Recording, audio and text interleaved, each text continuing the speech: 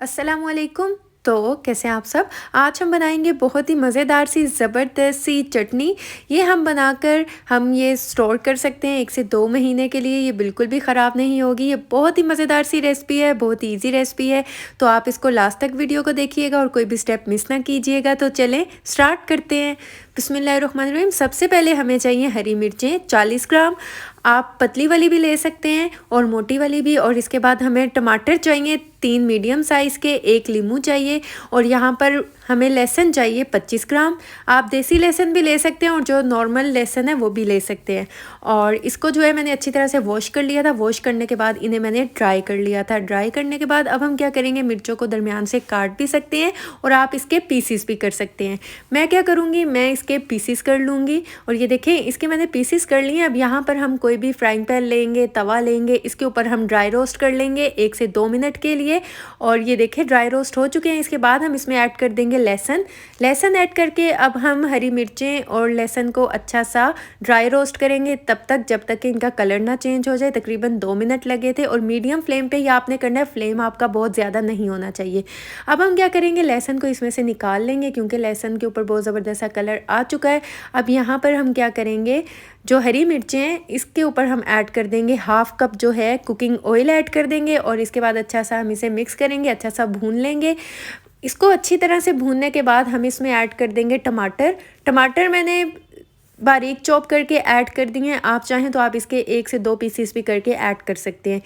मैंने इसलिए बारीक चॉप किए हैं ताकि ये जल्दी से गल जाएं, अच्छे से ये कुक हो जाएं। और ये देखें ये कितने ज़बरदस्त से हो चुके हैं। अब हम क्या करेंगे, जो हमने ड्राई रोस्ट किया था लहसुन भी इसमें हम ऐड कर देंगे।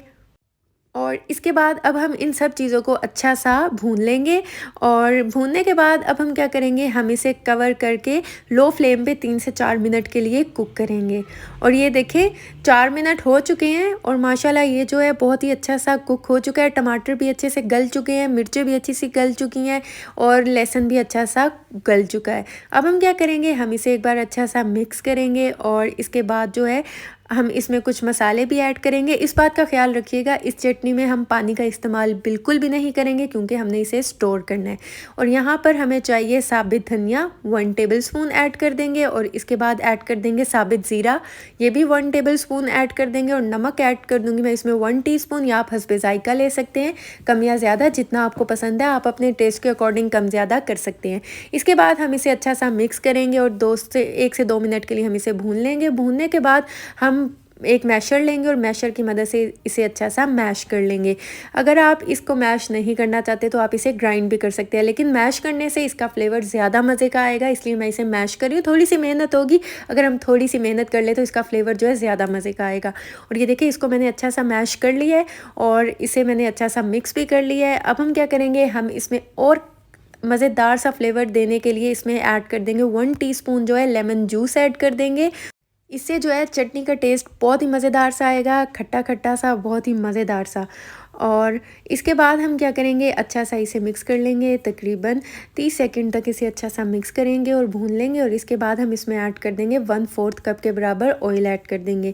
ऑयल ऐड करने के बाद हम इसे दोबारा से अच्छा सा मिक्स करेंगे और 1 मिनट के लिए कुक करेंगे। और अगर अभी तक आपने मेरे चैनल को सब्सक्राइब नहीं किया तो मेरे चैनल को सब्सक्राइब कर लें, वीडियोस को लाइक कर दियो, साथ में लगे बेल आइकन के बटन को ज़रूर प्रेस कर दें ताकि आपको मेरी हर आने वाली न्यू वीडियो का नोटिफिकेशन सबसे पहले मिल सके। और ये देखिए चटनी जो है तैयार हो चुकी है। फ्लेम को हम ऑफ़ कर देंगे।